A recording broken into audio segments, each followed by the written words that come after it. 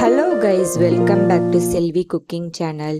இன்னைக்கு நம்ம சேனலில் கொத்தமல்லி சட்னி தான் செய்ய போகிறோம். வாங்க இது எப்படி செய்கிறதுன்னு பார்க்கலாம். வீடியோக்குள்ளே போகிறதுக்கு முன்னாடி சேனலை சப்ஸ்கிரைப் பண்ணாதவங்க சப்ஸ்கிரைப் பண்ணிவிடுங்க. சட்னிக்கு தேவையான பொருள்லாம் எடுத்து வச்சுருக்கேன். இதை எல்லாத்தையும் வறுத்துக்கலாம்.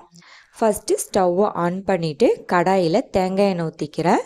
தேங்காய் எண்ணெய்க்கு பதிலாக கடலை எண்ணெய், நல்லெண்ணெய் எது வேணாலும் சேர்த்துக்கலாம். எண்ணெய் சூடானதும் 2 டேபிள் ஸ்பூன் கடலைப்பருப்பு, 1.5 டேபிள் ஸ்பூன் கொத்தமல்லி இதை போட்டு நல்லா வறுத்துக்கிறேன்.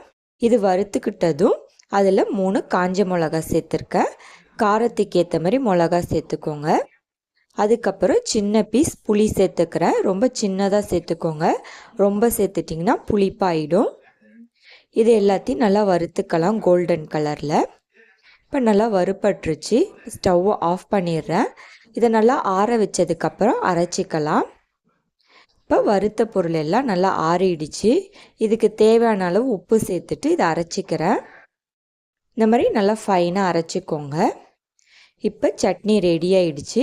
இதை தாளிக்காமல் நல்லா கெட்டியாக வச்சு தோசை நல்லா மொத்தமாக ஊற்றி சாப்பிட்டு பாருங்கள், ரொம்ப டேஸ்ட்டாக இருக்கும். இது தயிர் சாதத்துக்கு கூட ரொம்ப நல்லாயிருக்கும் சைட் டிஷ்ஷாக வச்சு சாப்பிட்றப்ப. ட்ரை பண்ணி பாருங்கள், எப்படி இருந்துச்சுன்னு கமெண்ட் பண்ணுங்கள். இந்த வீடியோ பிடிச்சிருந்தால் லைக் பண்ணுங்கள், ஷேர் பண்ணுங்கள், சப்ஸ்கிரைப் பண்ணுங்கள். நோட்டிஃபிகேஷன் வரணுன்னா பெல் ஐக்கானை கிளிக் பண்ணுங்கள்.